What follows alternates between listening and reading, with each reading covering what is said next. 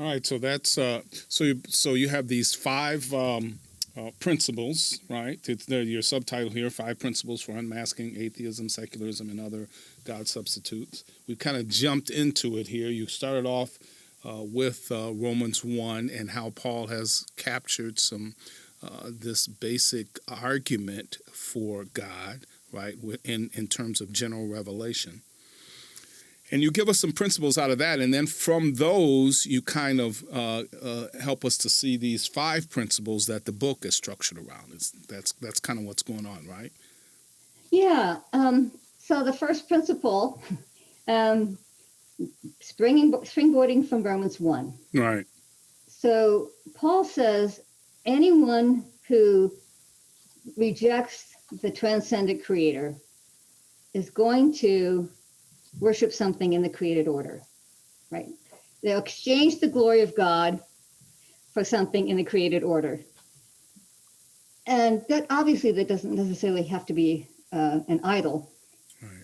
It can be an abstract idol. It's not a golden calf. Right. Yeah. It's not a physical something necessarily, right? Right. I mean, if you read devotional books today, they'll often talk about, you can have an idol out of your career or an idol out of your relationships, right? Idol out of accomplishments and so on.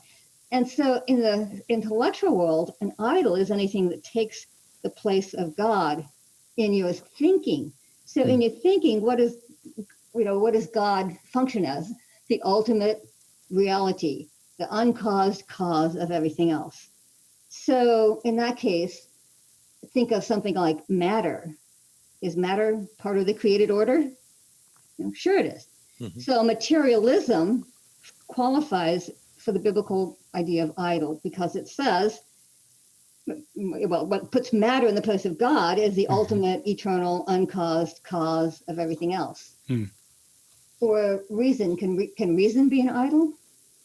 Sure. And so the philosophy of rationalism puts human reason in the place of God as a source and standard of all truth.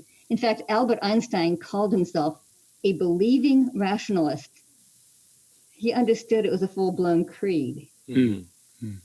So atheist websites, the kind that our young people are going to today to learn what the objections are, atheist websites like to claim atheism is not a belief. Atheism is merely the lack of belief in God. But no one can really think without some starting point. Right. And that something, whatever it's held to be, the self-existent, eternal source of everything else, that something functions in the place of God.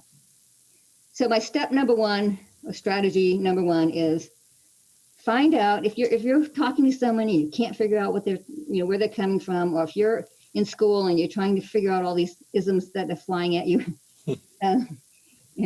My students are often encountering philosophy for this first time, and it's easy for them to feel overwhelmed. Yeah. And so I say, find the idol.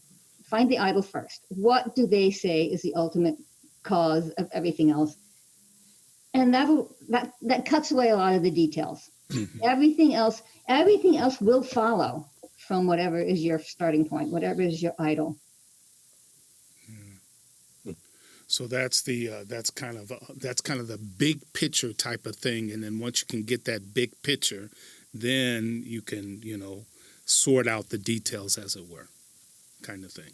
Yeah, I mean, let's take materialism again, just because it's the dominant worldview in academia today. Yeah, lots of different theories, but they're all materialistic. That's sort of the mega theory behind them all. But yeah, once you decide that that all that exists is matter, that's your box.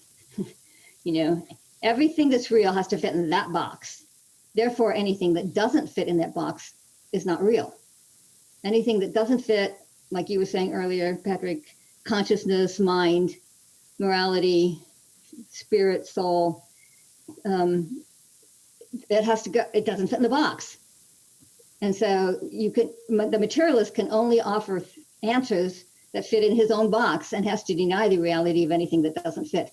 And by the way, that ends up being the source of Schaeffer's 2-story view of truth. The box is the lower story. That's considered what's true. Whatever doesn't fit in the box gets thrown into the upper story.